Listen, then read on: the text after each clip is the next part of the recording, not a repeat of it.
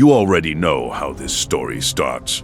A wooden horse, a city on fire, the Greeks win. That's the part everyone knows. Here's the part almost nobody does. The men who burned Troy never really got home. And not because of monsters or angry gods. Around the time Troy fell, the kingdoms that sent those ships were burning too. Their palaces, their cities, their whole world.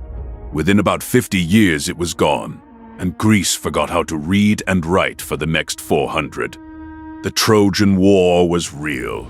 We have the city. We have the ashes. We even have letters about it from the empire next door. This is what actually happened. And it's why the Odyssey is really a story about coming home to a place that doesn't exist anymore. To see what was lost, look at what was there. Around 1300 BC, the Eastern Mediterranean was rich, busy, and connected. Egypt, the Hittites, Babylon, Cyprus, and the Greeks all traded with one another. Their kings sent each other gifts and letters and called each other brother. They had to get along because of bronze. Bronze is copper mixed with tin, and almost nobody had both. Copper came from Cyprus, tin came from Turkey, and from as far away as Central Asia. If the trade routes closed, the weapons stopped. And these Greeks were not the Greece of philosophers and marble temples.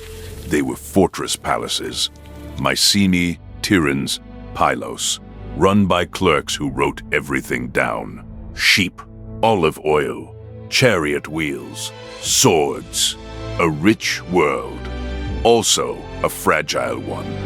For a long time, people assumed Troy was invented. Then, in 1870, a wealthy German businessman named Heinrich Schliemann went looking for it. He took Homer literally, sailed to northwest Turkey, picked a hill called Hisarlik, and started digging. He found a city, then another underneath it. 9 of them in the end, stacked up over 3,000 years. He also found gold and told the world it was the treasure of Priam, Troy's king in the Iliad. He was wrong by more than 1,000 years. That gold came from a city far below the one he wanted. Racing down, he had dug straight through the Troy he came for. Later, archaeologists were more careful. In the 1990s, Manfred Kaufmann scanned the ground outside the walls and found a whole buried town. He said, it made Troy far bigger and richer than anyone thought. Not everyone agreed. But nobody thinks Troy was just a hilltop anymore. Finding the city isn't the same as finding the war. For that, we need the Hittites. They ran an empire in what is now Turkey. And unlike the Greeks, they kept everything. Thousands of clay tablets we can still read. Those tablets mention a city on their west coast called Wilusa. Say that name the way a Bronze Age Greek would, and it becomes Wilios, then Ilios, then Ilium, the name the Iliad is built on. Most historians think Wilusa is Troy. Around 1280 BC, a Hittite king signed a treaty with that city's king. His name was Alaksandu. In the Iliad, the prince who starts the war has a second name, Alexandros. And one of the gods sworn into that treaty is written Apollonius.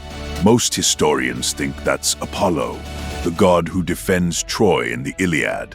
Then there's the letter. Around 1250 BC, a Hittite king wrote to the king of the Greeks across the sea and called him brother. Halfway through, almost as an aside, he brings up Wilusa, something the two of them had once come to blows over and had since made peace about. Greeks fighting over Troy. written down at the time by the neighbors. Then there's the ground itself. The layer archaeologists call Troy 7a burns around 1180 BC. They found arrowheads in the streets and stuck in the walls, sling stones stacked up ready to throw and never thrown, storage jars sunk into the floors, the way you'd hide food if you expected a siege. And they found human bones lying where the people fell. Nobody buried them. The Greeks' own date for the fall of Troy was 1184 BC. They were almost exactly right. So Troy fell, and the Greeks won. That's where the story usually stops. It's also where it gets strange.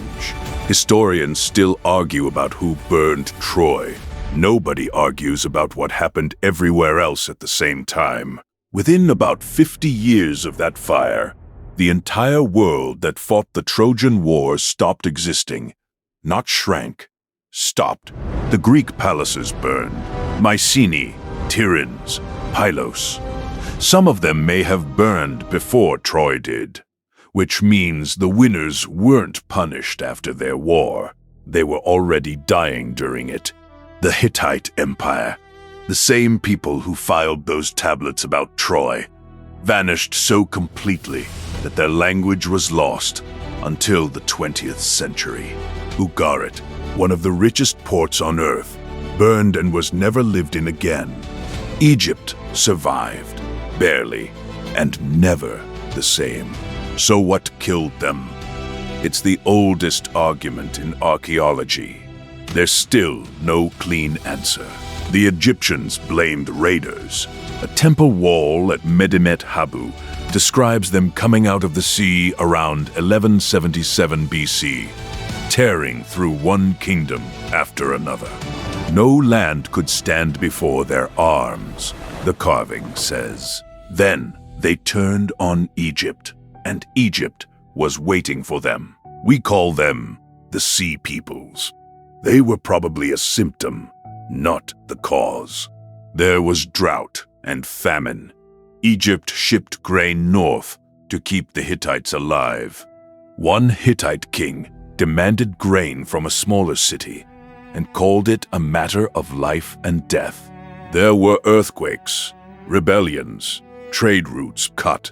Most historians now think no single enemy did this. Too much went wrong at once, and because these kingdoms needed each other for everything, they went down together. Which brings us to a clerk at Pylos, a palace on the Greek coast. The last clay tablets there are completely ordinary. Office paperwork, lists. They record rowers being called up for ships and men sent to stand watch along the coast. It looks like a kingdom getting ready for something coming out of the sea. Then the palace burned. And here's the strange part. Those tablets were soft, unbaked clay. They should have crumbled centuries ago. The fire baked them hard. The disaster is the only reason we can read them. There is no second set, no account of the attack, no name for whoever came, no survivor. Pylos simply stops. And so does writing. Greek writing disappears for about 400 years. Longer than the United States has existed. 400 years later, someone started singing about it. Whoever Homer was, one poet, or many singers sharing one name. The Iliad and the Odyssey took shape around 700 BC. They were performed out loud, from memory, in a Greece that had forgotten how to write. They described palaces, bronze and kings that nobody alive had ever seen. Which is why the Odyssey isn't really an adventure story. It's about a man who wins his war and then spends 10 years trying to reach a home that isn't there anymore. Sung by the descendants of people who never got home either. Troy was real. The victory was real. It bought them nothing. If this story found you, consider subscribing to Dark Embers of History where empires turn to ash. Thank you for watching. We'll see you in the next one.